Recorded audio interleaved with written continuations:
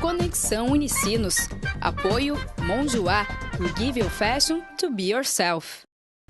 Olá, hoje é quinta-feira, 3 de outubro. E você acompanha a Conexão Unicinos pela TV e pela FM 103.3. 25 anos da Constituição Brasileira. O próximo sábado, 5 de outubro, marca o aniversário do documento que representou um passo decisivo na construção de um horizonte democrático para a sociedade brasileira. No programa de hoje, você confere uma entrevista sobre esse assunto. O quadro Toque Conexão vai falar sobre o escritor e jornalista norte-americano Truman Capote, considerado o pai do romance de não ficção e um dos pioneiros do jornalismo literário. E na previsão do tempo, saiba como será a sexta-feira para cidades aqui da região e para o estado. Eu sou Rodrigo de Oliveira, jornalista da Unicinos FM. Eu sou Vanessa Iores, jornalista da TV Unicinos. Conexão Unicinos está começando agora. Fique com a gente.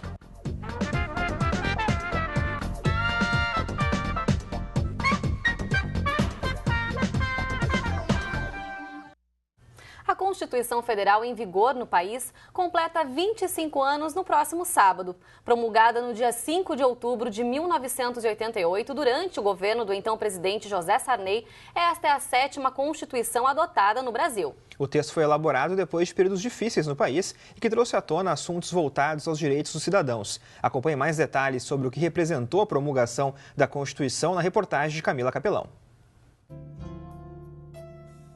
A Constituição de 1988 é a atual Carta Magna da República Federativa do Brasil. Ela foi elaborada no espaço de 20 meses por 558 constituintes entre deputados e senadores da época. Promulgada no dia 5 de outubro de 1988, o presidente da Assembleia Nacional Constituinte, Ulisses Guimarães, exaltou a participação popular na elaboração do texto, que foi apelidado de Constituição Cidadã, por ser considerada a mais completa entre as constituições brasileiras, com destaque para aspectos que garantem o acesso à cidadania. Senhoras e senhores constituintes, minhas senhoras e meus senhores, 2 de fevereiro de 1987, ecoam nesta sala as reivindicações das ruas. A nação quer mudar, a nação deve mudar, a nação vai mudar. São palavras constantes do discurso de posse como presidente da Assembleia Nacional Constituinte. Hoje, 5 de outubro de 1988, no que tange à Constituição, a nação mudou. Organizada em 9 títulos que abrigam 245 artigos dedicados a temas como princípios fundamentais, direitos e garantias fundamentais, organização do Estado, dos poderes, defesa do Estado e das instituições, tributação e orçamento, ordem econômica e financeira e ordem social. Entre as conquistas trazidas pela nova Carta, destacam-se o restabelecimento de eleições diretas para os cargos de presidente da República, governadores de estados e prefeitos municipais, o direito de voto para analfabetos, o fim da censura aos meios de comunicação, obras de arte, como música, filmes, teatro.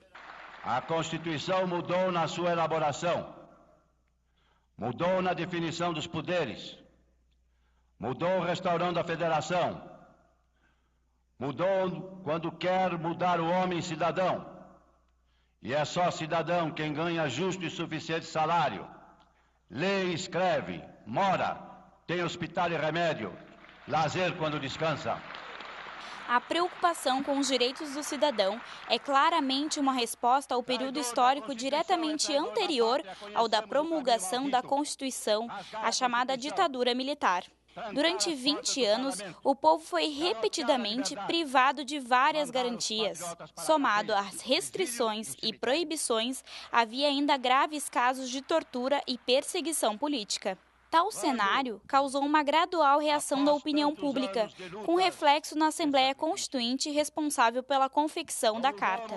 É nesse ponto que convergem a maioria das críticas ao texto, pois, em anseio de incluir o máximo de garantias e tornar o documento um espelho do período pós-ditadura, este ficou inchado, repetitivo em inúmeros pontos, além de trazer matérias que não são típicas de uma Constituição. Há ainda o problema do número crescente de emendas constitucionais responsáveis por uma desconfiguração de vários pontos do texto original. Atualmente, são 74 as emendas aprovadas e com a perspectiva de que mais uma dezena se somem a estas só no próximo ano. Em relação às constituições anteriores, a Constituição de 1988 representou um avanço. As modificações mais significativas foram: direito do voto para analfabetos, voto facultativo para jovens entre 16 e 18 anos, redução do mandato do presidente de 5 para 4 anos. Eleições em 2 turnos para os cargos de presidente, governadores e prefeitos de cidades com mais de 200 mil habitantes. Os direitos trabalhistas passaram a ser aplicados, além de aos trabalhadores urbanos e rurais, também aos domésticos. Direito à greve, liberdade sindical, diminuição da jornada de trabalho de 48 para 44 horas semanais. Licença maternidade de 120 dias, sendo atualmente discutida a ampliação. Licença paternidade de 5 dias. Abono de férias. 13º salário para os aposentados. Seguro-desemprego. Férias remuneradas com acréscimo de 1/3 do salário. Modificações no texto da Constituição só podem ser realizadas por meio de emenda constitucional, sendo que as próprias condições para a emenda modificar a Carta estão previstas na Constituição, no artigo 60. Chegamos. Esperamos a Constituição como vigia espera a aurora. A nação nos mandou executar um serviço. Nós o fizemos com amor, aplicação e sem medo. A Constituição certamente não é perfeita. Ela própria o confessa ao admitir a reforma. Quanto a ela, discordar, sim. Divergir, sim. Descumprir, jamais. Bom, e a atual Constituição brasileira segue como nosso assunto aqui no estúdio do Conexão. É isso aí. Para isso recebemos aqui no estúdio Leonardo Grison, que é professor do curso de Direito aqui da Unicinos. Também com a gente a professora Heloísa Capovilla, professora do curso de História aqui da Universidade. Olá, sejam bem-vindos aqui ao Conexão. Olá, tudo bem? Sejam bem-vindos. Bom, professor Leonardo, para a gente entender qual é o principal papel de uma Constituição, então, no país? Bom, primeiramente, boa tarde. Obrigado pela oportunidade de falar desse assunto que me agrada tanto, né? Bom, a gente pode responder sob várias óticas, né? Então, a gente tem desde uma concepção estritamente legalista, né, centrada na noção de norma, como do jurista Hans Kelsen, né, que então ela é entendida como a lei maior do país, a lei que está no topo do sistema, né, do ordenamento jurídico. Tem uma função importante também essa concepção. A gente pode entender que ela é o conjunto principiológico, o conjunto dos valores mais essenciais que uma sociedade tem e que ali estão reunidos, ou a gente pode encarar sob o ponto de vista político, né, uma decisão, né, e que, portanto, decisão política e que faz uma transição de um regime para outro. Né? Todas essas concepções elas se unem e são importantes e influenciaram o nosso processo. Do ponto de vista das funções, classicamente as constituições elas surgem, e até hoje essa é a função, para organizar e estruturar o Estado e garantir direitos fundamentais. Bom, a gente viu um pouquinho ali antes na matéria também, né, mas é interessante falar um pouco, né, professora, sobre o momento que vivia o país, né, naquela época, né, quando entrou em vigor a nova Constituição. Sim, ele... Pode falar, professora. Posso falar? Bom, obrigada pelo convite também, como Leonardo. Da mesma forma, é sempre um prazer estar aqui com vocês. A Constituição, enquanto vocês estavam falando e ouvindo, e nós estávamos ouvindo Ulisses Guimarães também, fiquei pensando no tempo da Constituição. Tu tem um momento em que ela é feita, porque nós saíamos de um período de 21 anos de ditadura, mas também o Brasil tem países que só tiveram uma Constituição, não é? Mas o Brasil, historicamente, a República teve muitas constituições. E eu acho que nós temos, sim, que festejar 25 anos, porque eu não sei se uma outra durou 25 anos, eu acho que não. Eu estava tentando fazer a conta aqui. A do Império só.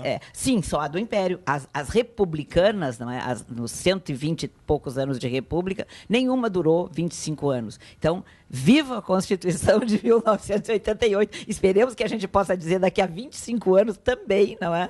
Que a gente tem uma Constituição que, como disse Ulisses Guimarães, não é possível de ser reformulada?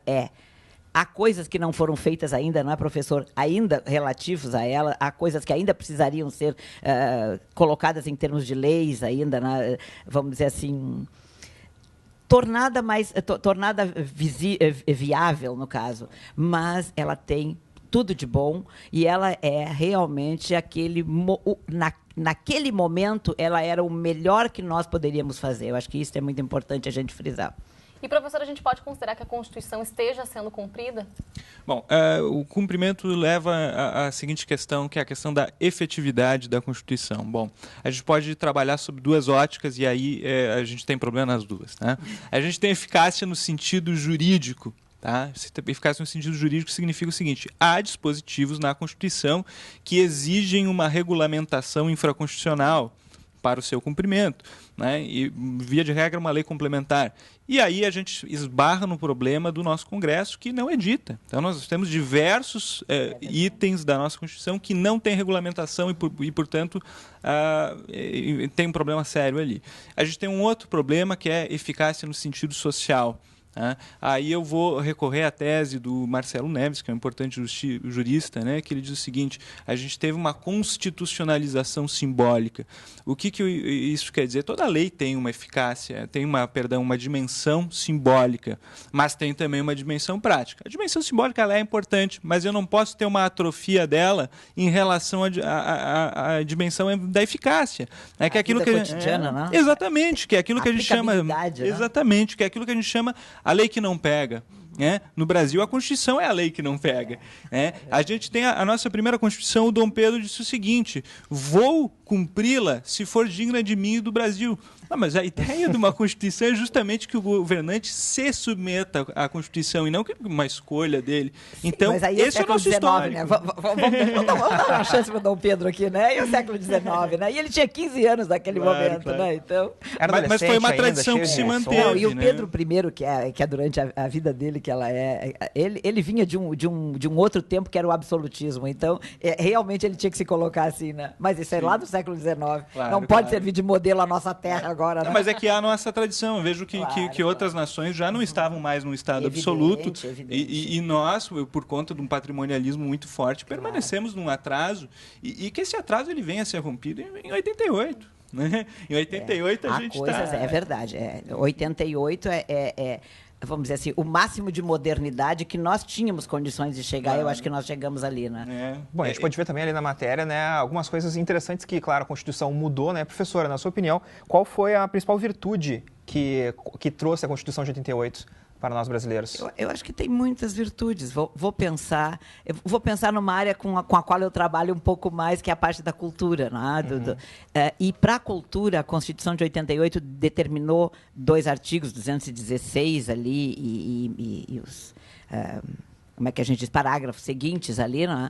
Onde se coloca, por exemplo, uma questão que até então não era tomada em conta nas outras constituições republicanas, que é este fato de que aquilo que é patrimônio nacional deixa de ser o Estado que determina e ele passa a ser uma determinação da comunidade, ou seja, nós é que determinamos o que para nós é o nosso patrimônio, né? Então, isso é um giro de 180 graus. E, claro que há muita coisa que se pode conversar aí também, mas é uma questão que me parece muito importante de ser colocada, certamente. O professor terá outros olhares também, né? Tá certo, a gente vai falar mais daqui a pouquinho, depois do intervalo. Conexão Exato. Faz agora um rápido intervalo e na volta a gente segue falando, claro, sobre os 25 anos da Constituição Brasileira. Não saia daí, a gente já volta.